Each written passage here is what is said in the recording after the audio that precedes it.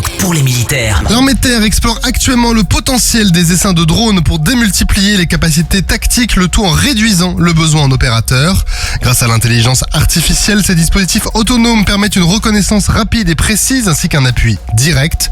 Sur le camp du Larzac, des essais sur véhicules Griffon ont démontré la capacité de déployer 20 drones en moins de 2 minutes pour cartographier un large terrain et détecter des cibles avec une efficacité incomparable jusqu'alors.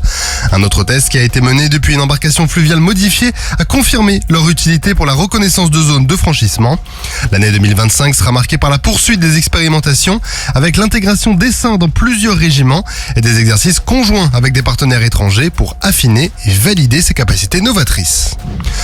La base aérienne 186 de Nouméa a récemment démontré ses capacités opérationnelles lors de l'exercice Moinou 24 qui était axé sur les opérations de secours en cas de crise. Cet entraînement a mobilisé un avion Casa CN-235 et 2 hélicoptères Puma ainsi que l'ensemble des unités de la base. Il a mis en avant la réactivité et l'efficacité de l'armée de l'air et de l'espace dans des scénarios d'urgence. L'objectif principal était de préparer les forces aériennes à des missions d'aide humanitaire et de secours en cas de catastrophe. Les équipages ont exécuté des missions variées comme des sauvetages en mer et sur terre, des treuillages en milieu difficile et du ravitaillement en carburant pour garantir l'autonomie des appareils. En parallèle, cet exercice a permis de renforcer les liens avec la population et les autorités locales de Poum, tout en validant un dispositif de commandement autonome. Une mission réelle de sauvetage en mer dès le premier jour a d'ailleurs illustré la capacité des équipes à intervenir rapidement.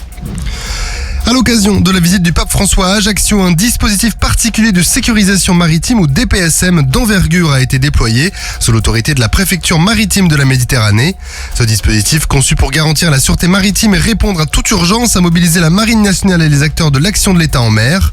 Parmi les moyens engagés figuraient le patrouilleur commandant Biro, le bâtiment Pionnier, un Falcon 50, des plongeurs des mineurs, des fusiliers marins et des patrouilleurs de gendarmerie maritime, ainsi que des unités légères. De plus, la base navale d'Aspreto a joué un rôle logistique clé pour soutenir les opérations. La préfecture maritime s'était déjà illustrée cette année dans des événements d'ampleur comme les Jeux Olympiques et l'arrivée de la flamme olympique à Marseille.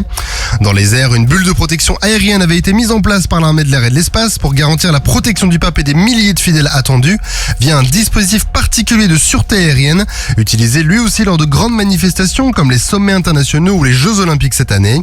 Des avions Rafale en alerte, des hélicoptères Fennec armés et des systèmes de détection et de brouillage de drones étaient ainsi mobilisés.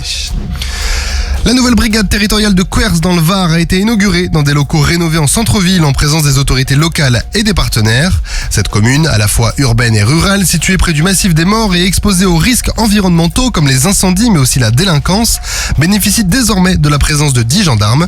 Une aubaine donc pour cette commune qui a vu sa population doubler en 30 ans. En attendant la construction de la future caserne via le plan 200 brigades, cette unité s'attachera à lutter contre la délinquance et à protéger les espaces naturels en collaboration avec les acteurs locaux. Sur terre, sur mer, comme dans les airs. Skyrock PLM, en équipe avec Uneo, la mutuelle des forces armées.